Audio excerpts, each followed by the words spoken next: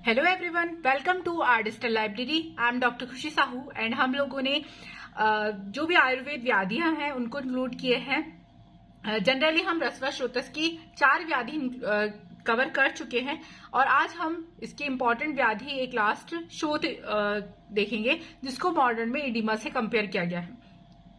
ये उतनी इम्पोर्टेंट नहीं है पर बहुत बार एग्जाम में देखी गई है और आगे चल के हम और श्रोतस की व्याधियां भी पर भी मैं वीडियो बनाऊंगी, लेकिन हम सिलेबस में जितनी व्याधियां दी हैं उन सारी को डिस्कस नहीं करेंगे। जो जो एग्जाम में पूछी जाती हैं केवल उनके मैं इंपॉर्टेंट श्लोक्स और नोट्स आपके साथ शेयर करूंगी। तो चैनल को सब्सक्राइब करें, बेल आइकन को प्रेस करें, मुझे कमेंट करके बताएं कि आपको ये टॉपिक कैसे लग रहे हैं और आगे आप किस टॉपिक पर वीडियोस चाहते हैं।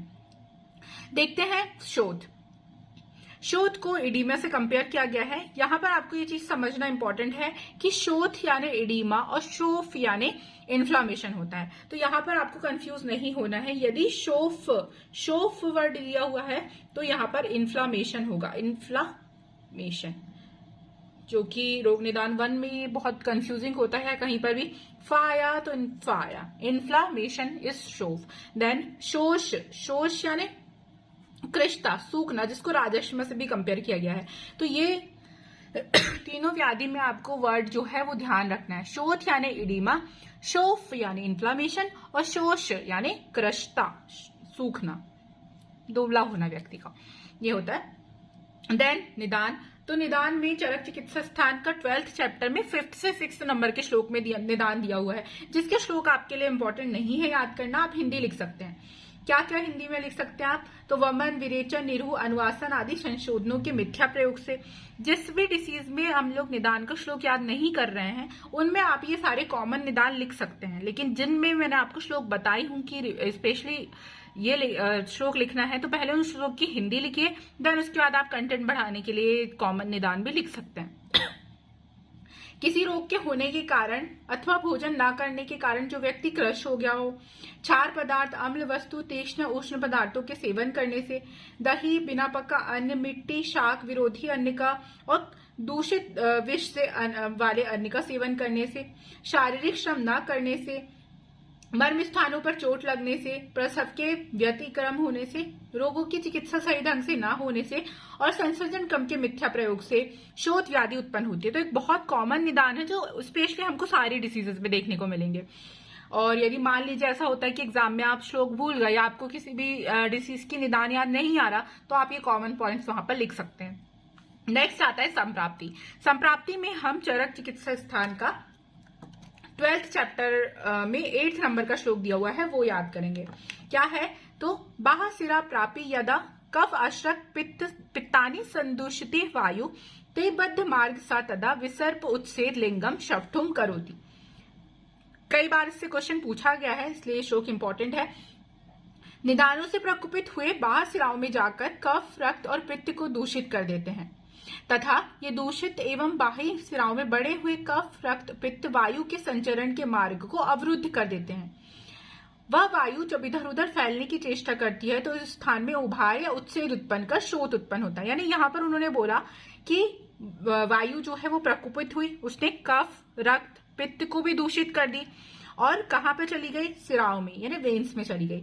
जब वेन्स में ये कफ, रक्त, पित्त और वायु इधर उधर संचरण करते हैं तो वहां पर मार्ग अवरोध होने की वजह से वो आगे नहीं बढ़ पाते, तो वहां पर एक उत्सेद यानी उभार उत्पन्न हो जाता है, उसे हम शवथु कहते हैं। तो उत्सेद लिंगम यानी उभार उत्पन्न होना, ये किसका पूर्व रूप है? यहां से क्वेश्चन बनता है, तो शवथु यानी शोध का, इंपॉर्टेंट है। देन आता है नेक्स्ट 3rd पॉइंट। यदि लेंथी क्वेश्चन है तो आप संप्राप्ति चक्र बना सकते हैं। संप्राप्ति चक्र में आपको कोई भी स्पेशल मेहनत नहीं करनी।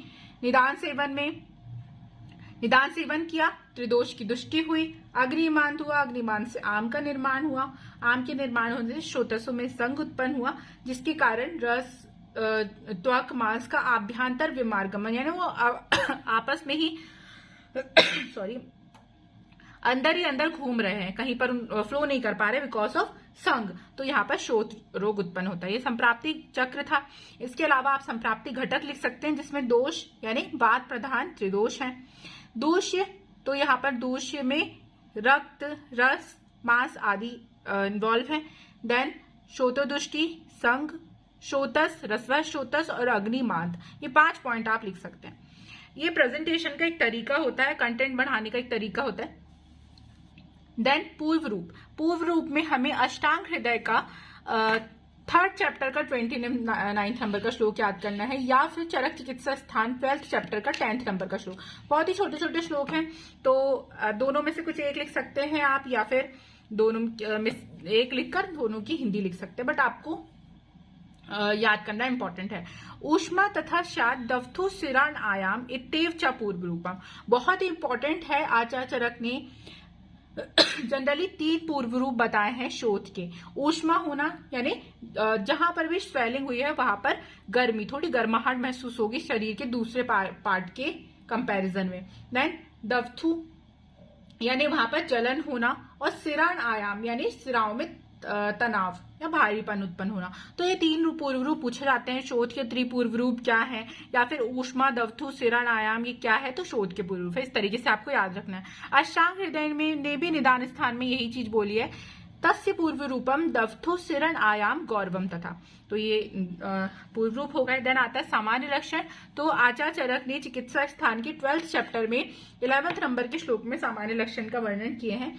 वहां पर उन्होंने बोले हैं सा गौरवम स्यंदन अवस्थित्वम, सो उत्सेद ऊष्मा अत सिरा तनुत्वम, सा लोम हर्षणम अंग विवर्णता च सामान्य लिंगम शब्दो प्रदिष्टम, यानी सा गौरवम यानी शरीर के में अथवा शोथ स्थान में भारीपन, शोथ का एक जैसा सदा न रहना अर्थात कभी कम कभी अधिक होना, उस स्थान का उभार युक्त होना, दाह या गर्मी होना, सिराओं का पतला होना, सालोम यानी रोंगटे खड़े होना जिसको हम पाइलोरेक्शन बोलते हैं, अंगों में विवर्णता का हो जाना या त्वचा के स्वाभाविक वर्ण का परिवर्तन हो जाना, ये शोथु यानी शोथ के लक्षण है। देन भेद, तो यहाँ पर बहुत से भेदों का वर्णन किया गया है, पर जनरली हम 9 भेद यहाँ पर शब्दों के मानते हैं। वातज, पित्तज, कफज, द्वंदज, संधिपातज, अभिघातज और विषज।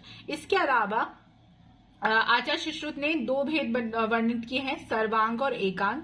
आचार्य बागभट्ट ने 2 भेद बताए हैं, सर्वांग, एकांग और निजागंतुक। इसके अलावा 3 भेद और बताए हैं उन्होंने, पृथु, उन्नत और ग्रथित। तो ये सारी चीजें आपको स्पेशली एक्स्ट्रा पॉइंट्स में याद रखनी है।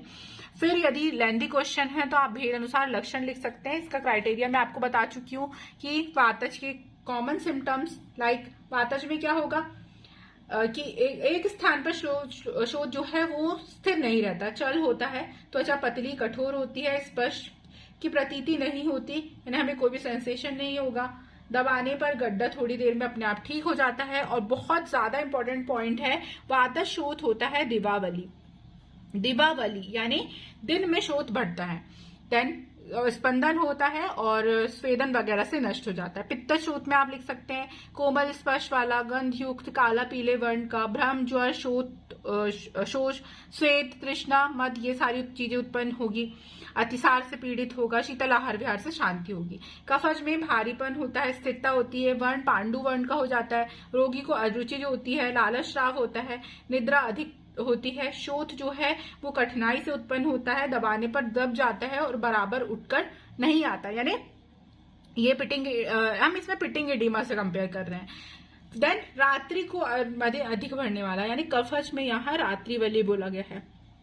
तो शोथ से 1 मार्क्स में ये दोनों क्वेश्चन बहुत ज्यादा फॉर्म होते हैं कि वातज जो है वो दिवावली शोथ है यानी दिन में बढ़ता है, और कफज जो है वो रात्रि वाली शोथ है। पेशेंट आपके पास कंप्लेंट लेके आएगा कि दिन में तो स्वेलिंग नहीं होती बट रात में बढ़ जाती है, यानी आपको समझना है ये कफज है। किसी पेशेंट ने बोला कि दिन भर स्वेलिंग रहती है लेकिन रात में ठीक हो जाती है, उससे बोलेंगे वातज यानी दिवावली शोथ है। तो इस तरीके से आप भेद अनुसार लक्षण लेंथी क्वेश्चन में लिख सकते हैं।